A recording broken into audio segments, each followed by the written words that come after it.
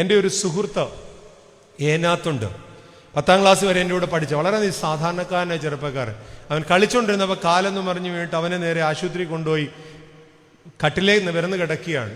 29 വയസ്സ്. അതായത് ഞാൻ അച്ഛനായതിനു ശേഷം അവനെ കാണാൻ പോയി. പൊട്ടി ഒലിച്ചിട്ട് അവന് ബൈക്ക് എന്ന് പറഞ്ഞാൽ വലിയ താല്പര്യമായിട്ട് ഞാൻ എൻ്റെ ബൈക്ക് ദൂരെ വെച്ചിട്ട് നടന്ന് അവൻ്റെ വീട്ടിൽ പോയി. ഞാൻ അവിടെ ചെന്നു. 29 വയസ്സാണ്. ഞാൻ അവിടെ ചെന്നപ്പോൾ അവൻ എന്നോട് ചോദിച്ചു, എടാ നീ അച്ഛനല്ലേ? അവനാണ്. നീ ദൈവത്തിൻ്റെ അടുത്ത ആളല്ലേ?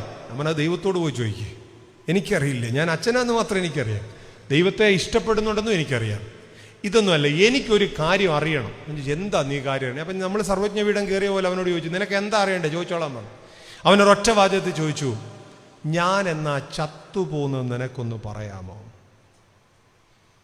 എന്നിട്ട് അവന് മണ്ടയ്ക്ക് കിടന്ന ബെഡ്ഷീറ്റ് ഒന്ന് പൊക്കി, വസ്ത്രം ധരിക്കാതെ കിടക്കുന്നവൻ പെതുക്കെ മൂടൊന്ന് പൊക്കി കാണിച്ചപ്പം പൊട്ടി ഒലിച്ച ബെഡ് സോറ് കണ്ടു.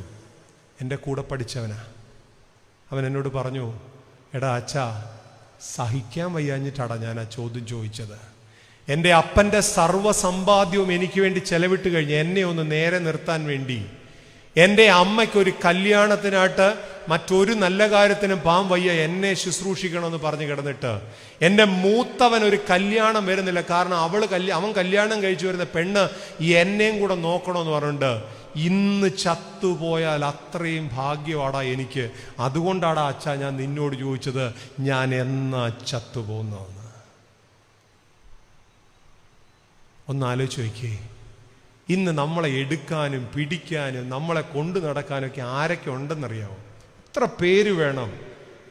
ഇതുപോലൊരു ദിവസം പറയിക്കാൻ വലിയ താമസമൊന്നും വേണ്ട. അതിനിട നൽകാതെ നിലനിർത്തുന്നുവെങ്കിൽ ഓർത്തുകൊള്ളുക, ദൈവത്തെ തിരിച്ചറിയാൻ വേണ്ടിയാ. ഞാൻ ഈ റോഡിൽ കൂടിയൊക്കെ യാത്ര ചെയ്യുമ്പോഴേ ചില ആളുകളെ കാണാം, ഇങ്ങനെ കൈകൊണ്ട് വരച്ച് ചിരിച്ച് കരഞ്ഞ് കല്ലെടുത്തെറിഞ്ഞ് ഒക്കെ പോവും. നമ്മൾ അവരെ വിളിക്കും ഭ്രാന്തരെന്ന് വിളിക്കും. അവർക്ക് ബുദ്ധി ഇല്ലാഞ്ഞിട്ടല്ല, അവരുടെ ബുദ്ധി കൂടിപ്പോയിട്ട് ചിന്ത കൂടിപ്പോയതാ. ചില ആളുകളുണ്ട്, നമ്മൾ പറഞ്ഞാൽ അവർക്കൊന്നും മനസ്സിലാകില്ല, അവരിങ്ങനെ ഇരിക്കും.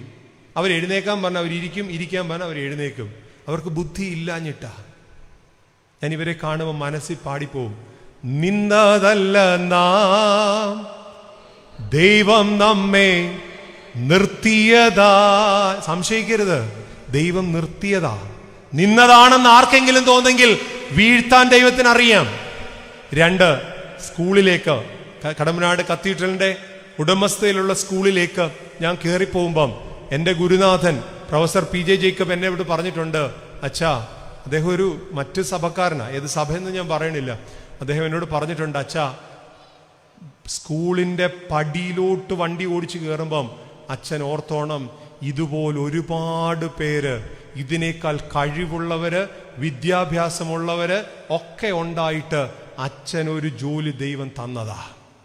ഇതിനേക്കാളും യോഗ്യതയുള്ളവര് വീടില്ലാതെ കിടക്കുമ്പം ഒരു വീട് കിട്ടിയതാ.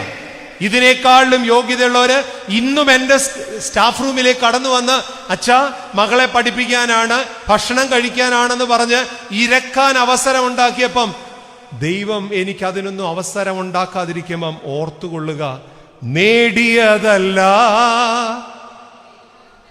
ദൈവമെല്ലാം തന്നതല്ലേ. മറക്കാനിടയാകരുത്. ഓർത്തെടുത്തുകൊള്ളുക, ദൈവത്തെ തിരിച്ചറിഞ്ഞുകൊള്ളുക. അവിടെ വേറെ ഒന്നും വേണ്ടാന്നേ. അറിയാണ്ട് പള്ളിയിലോട്ട് വന്നോളും. ഒരു വികാരിയച്ഛനും എൻ്റെ പേര് വിളിക്കണ്ട, നീ വന്നോന്ന് ചോദിക്കണ്ട, ഞാൻ പള്ളിയിലുണ്ടാകും.